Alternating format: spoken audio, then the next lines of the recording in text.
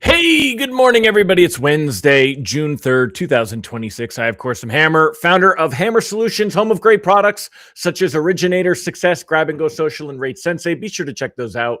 If you're a mortgage originator, find out how we can help you to get more loans from Google and AI search and social media. Also, remember, you can join me live each and every weekday morning, 9:30 a.m. Eastern Time, where we broadcast on Facebook and YouTube live, telling you what's going on with rates and pricing that day, what's going to happen with the markets or what's going on with the markets and how it's going to affect rates and pricing. Got a lot to go over today. Today, we'll talk about yet another skirmish. This one, probably one of the bigger ones, more military action, despite the quote unquote ceasefire in Iran. What effect it's having on bonds this morning, which way things might go over the next couple of weeks. Definitely want to be paying attention to that. We'll also poke a little more fun at Pulte. I kind of treat it as a joke, but it's not a joke. This is not a good thing. I know not everybody wants to get into the political side of it, but he is the Federal Housing Finance Agency director, and he's not relinquishing that role, although he's taking on another full role in the administration. So we'll just talk a little bit more about that this morning. Remember, if you want to join the show and not miss a moment, make sure you get our text reminder. I send out a text as I'm going live with the links. You can sign up to get that text at hmmr.io/reminder, or use this cool QR code right here, and that'll help you to get signed up for that. Also, you can sign up to get our free email lock advice. I send out an email each and every weekday morning. You can sign up for that at www.ratelockadvice.com. We break it down over which direction things are going today. We recap what happened yesterday, talk about today, look at the next 15 days, the 15 to 30-day window, and then 30 plus, because not every loan is the same, and locking those loans is not the same either. So last but not least, don't forget to sign up for our rate text alerts. Yesterday was a boring day. However, not every day is a boring day, and you want to protect your pipeline, you can do so for $7 a month at ratetextalerts.com. There's nothing out there that compares at that price point, or even 10 times that price point at this point. So be sure to check those out. Anyway, if you're here this morning, say good morning. Let me know that you're here and live. If you're watching on the replay, do me a favor. Just give me #replay in the comments. Let me know that you were here. Don't forget to smash that like button. Welcome to all the live folks. Mr. Ron Siegel says today is National Chocolate Macaroon Day. Anything chocolate is for Ron. I'm with you, Ron. Actually, not anything chocolate. I've gotten more discerning in my old age. I like me some good dark chocolate. I like Lindt chocolates, those little Lindt chocolate balls. But when you look, they're about $1 a piece. But I get them, especially when they're on sale. I'll buy them. They're very rich. Those dark chocolate and the blue wrapper. Oh, those are my favorites. So I'm not big on macaroons. They're kind of dry. Anyone else not a macaroon fan? Let me know in the comments. Curious what you guys think. I'm not really big on those. So, all right, all that said, let's go ahead, jump in and get started. Let me bring up the screens. We will start off with the technicals here this morning. Let me show you what we got going on. Presentify. There we go. Okay. All right. So this morning you can see that we are currently down 16 basis points on the day. The 10-year Treasury is up to 4.49. Let's dig a little deeper and kind of get into all that. First things first, let's take a look over on this side of the chart. Let me zoom in for those of you that might be on your phones, and it's a little bit smaller. So let me make this a little bit bigger here. And let's see. So taking a look here, you can see that yesterday was a boring day. Everything in front of this line right here. Yesterday, pricing came out around 10 a.m.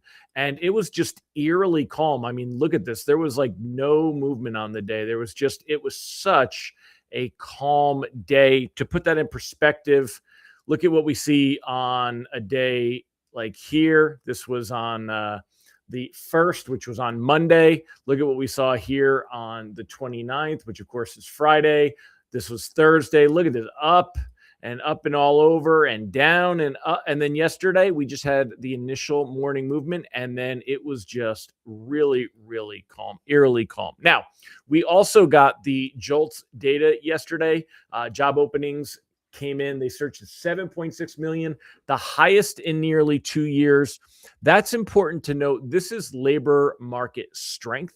This is more signs of labor market strength. We could talk about the validity of the information and all those different things, and I get that. But at the end of the day, when you see this, this is definitely a big deal. It was the highest level since May of 2024. When you have more job openings, that doesn't mean it's because there were more people fired. It means that there's more opportunities for people to get jobs. While openings jumped, hiring rates slipped. Companies hired a total of 5.12 million workers during the month, a decline of close to 500,000, 419,000 from March. So there's definitely some cracks in the foundation here. However, it is still important to note. Now, this information, though, it did not have any effect in mortgage-backed securities yesterday. It happened at 10 a.m. right here. You could see really no move at all with the jolts, no reaction from markets on it. Now, rate sheets today are going to take a bit of a hit. Yesterday, they improved on the day from the day before back to 6.57. Kind of, we've certainly a number we've seen before here, but well off of the worst levels that we had on 519. Oh, let me pull this over so you guys can get that. All right. So it's well off the first levels that we had on 519 here, 6.75. But still, not really the best. But it's going to be up higher this morning. Bonds will be, because when you're down 17 basis points, let me pop this way so you guys can see. There you go. All right. So we're currently down 17 basis points on the day. That happened in two waves. As you can see, it happened right here in foreign markets, and overnight trading was the first loss. And then after bonds opened on the day, they continued to lose more ground here, getting a little bit of a recovery as oil prices are improving a little bit, but not much. The reason we're seeing this, there were more military strikes in Iran. U.S.-Iran exchange military strikes to put fresh strains on the ceasefire. This time around, it looks like the U.S. did go ahead and fire on an empty oil tanker that was allegedly attempting to breach the blockade. So they were trying to get in so they could fill up with oil, is what is being said. U.S. and Iran exchanged heavy fire after the U.S. struck an empty oil tanker that it said was attempting to breach its blockade, set off a string of attacks by both sides, with Iran firing ballistic missiles at U.S. bases and later launching drones struck Kuwait airport, leaving one person dead and temporarily suspending air traffic. This latest episode was one of the most intense bouts of fighting since the ceasefire began in April, and came as diplomatic efforts have stalled. Now, I know a guy named Ron Siegel who has said that he thinks that we will find ourselves back to fighting with Iran. And this kind of stuff is what makes him look right. So reprice risk on the day is moderate. Bonds lost that ground like we saw here. They're down 17 basis points. We could see continued selling. We're watching this 10-year treasury yield up here. We want to see if it breaks back up into the 4.5 area and moves past that. So keep that in mind. If you got anything closing the next 15 days, cautiously float to start the day, but we're going to advise locking. Let me throw this down at the bottom here. We're going to advise locking if it looks like things don't improve on the day. So if you are not getting real-time information, make sure you sign up for our text alerts, ratetextalerts.com. I'll throw that QR code up on the screen real quick. But we want to be monitoring what's going on this morning. If we do not see bonds recover, and I don't think that we will, what would it take for bonds to recover here? We'd have to see some kind of progress with peace talks negotiations, something that would drive oil prices down. If we don't see bonds improve today, I would be locking anything closing near term before things get any worse, because they can get worse. Look at how much improvement that we had here. Let me just take this and make it a little smaller for a minute. Oops, I'm on the wrong screen. Bear with me. I'm on the wrong screen. Here we go. Okay. So taking a look here, and let me lift this up so you guys can, there you go. So you can see that how much improvement, I'm going to mark this in green, but look at how much improvement we've had in mortgage-backed securities. And we're just now, we've topped out, and they were fighting here to kind of hold. And then today we're lower. You never want to take pricing when you could have better pricing yesterday. But at the same point, we may bounce back, or we may continue lower, and things may continue to just deteriorate as conditions deteriorate, especially if the ceasefire does get called off altogether. So Ron Siegel said JOLTS did not affect MBS because it's very misleading. 91% of the total increase came from professional and business services. Hires minus separations was on 12,000. You shared an infographic on that today. Very cool. Yeah, Ron. Well, that's all right.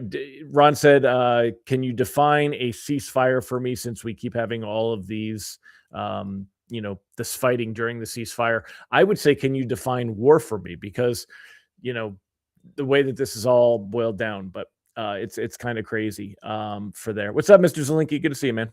Let's see. So let's go ahead and let's just go over some other headlines and then we'll wrap things up for today. So a couple of things to be aware of here. Number one, we talked about the JOLTS already, so we're going to close that out. Trump says Iran agreed to not to have nuclear weapons, but they could change their mind.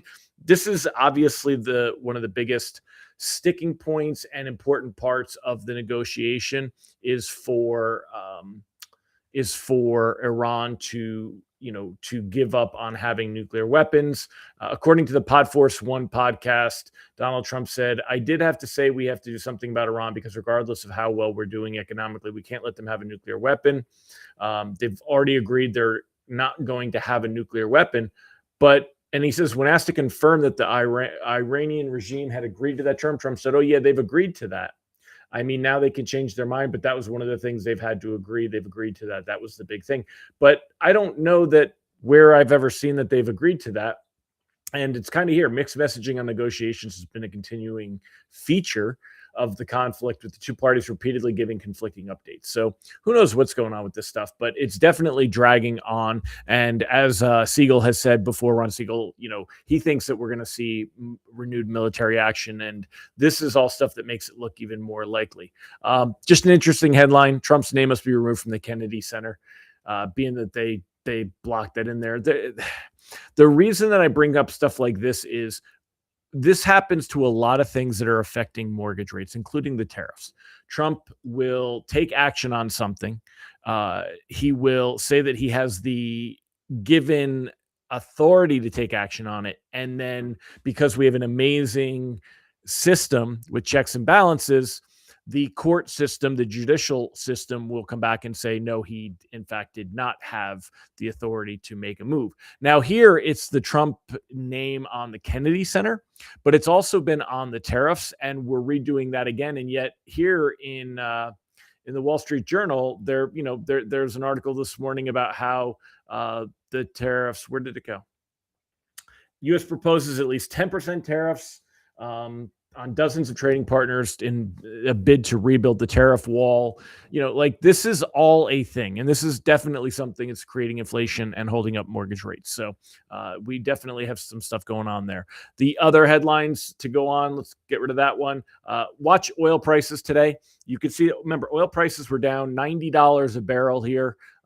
Just in the last, couple of days here, we were down to $90 a barrel, pushing back up now 97. It's below 100. If it breaks 100, then you definitely want to consider locking some loans. Not that you want to go gauge off of oil prices, but everything has some correlation, and you definitely see that going on here. So now, a little bit more. Why President tapped little Trump, and that's what this guy is. This dude. And it's funny because if you're a Trump supporter, that's fine. But you can be a Trump supporter and still question why this guy was chosen. And the only thing that seems to come out is that he was chosen for his loyalty. Everybody, I mean, I can't find anybody that actually has justified this pick outside of the mouth puppets for the White House. I think some of my friends that are Trump supporters may be being quiet instead of fighting with me. If you can support this pick, I want to know why. What this does, though, is this scares me because I think this is going to have a lot to do with midterm elections. And I think that, remember, this guy has gone after Lisa Cook. He's gone after the Letitia James. He's gone after I forgot who else is on his hit list, right? But he's trying to do these things, and this gives him a role where he will have even more ability and authority. He was trying to do it as the Federal Housing Finance Agency director, which he has no he was just trying to say. And you know what? I got to tell you, if these people had truly committed mortgage fraud, it's a pretty cut and dried, clean paperwork kind of thing. Like these things all would have been, it would have come out, we would have been it. It just, it doesn't, it looks like there's a lot of smoke and no fire on these. And now this guy's going to have the ability to do, he's going to have more actual ability to create problems. And I think that it is going to create problems. He also said that even though mortgage rates have moved up, he's just, towing the same line that, it's temporary and that they'll come back down. But they did nothing with guarantee fees. They've done nothing with actually increasing affordability. So we'll see where that goes. Otherwise, that's about it. All the other ones, these are all just about, same thing. Trump confirms he called Netanyahu crazy in a phone call. The big thing that's been an issue. I don't know if Iran actually believes, feels strongly about this, or if they're just using it to drag on negotiations, is Israel fighting Hezbollah in Lebanon. So, this has to come to a conclusion before things can continue, which means that it makes it even harder for us to expect to see improvement, which means it's not likely rates are going to improve much from here. Again, even if we do see an actual end to this whole thing, rates will go down a quarter point. Maybe we can get back another half point. I don't know that we will. So we'll have to see. Ron said comments from Exxon yesterday are interesting regarding lack of oil reserves worldwide. If he was correct, oil prices could skyrocket. I did not see that. I will have to Google that and look into that one. Yeah, I mean, it just, Zelensky, just not even incompetent for the job, but in the job for the wrong reasons. And it scares me because I think the effect it's going to have on mortgage rates. If all this stuff happens, it's generally not good for markets. It's not good for our world. I don't see anything where that helps bring mortgage rates. I think John Melnick's got a good idea here. He talked about lock them if you got them, especially for anything closing near term. If it's got more time and you want to float, it makes a little more sense, but not necessarily a lot more sense. So anyway, 45 of you on today. Do me a favor. Let me know in the comments if give me a thumbs up emoji or just give me a yes. Let me know if today's stuff helped you. I might mess around with my format a little bit. Curious if, again, you guys show up. So obviously something I'm doing is value to you, even though I feel like I have the worst case of imposter syndrome ever, because I don't know why you guys bother to hop on and listen to me babble in the morning, but you're here. So I'm here. You show up. So I show up. So I appreciate you. It makes me feel good to know that. Don't forget to check out our products that can help you to get more business: Originator, Success, Grab and Go Social, and Rate Sensei. And I'm going to wrap it up. I'll see you guys tomorrow. Have a fantastic day, my friends. Don't change what's not broken. All right, Segeloff, I got you.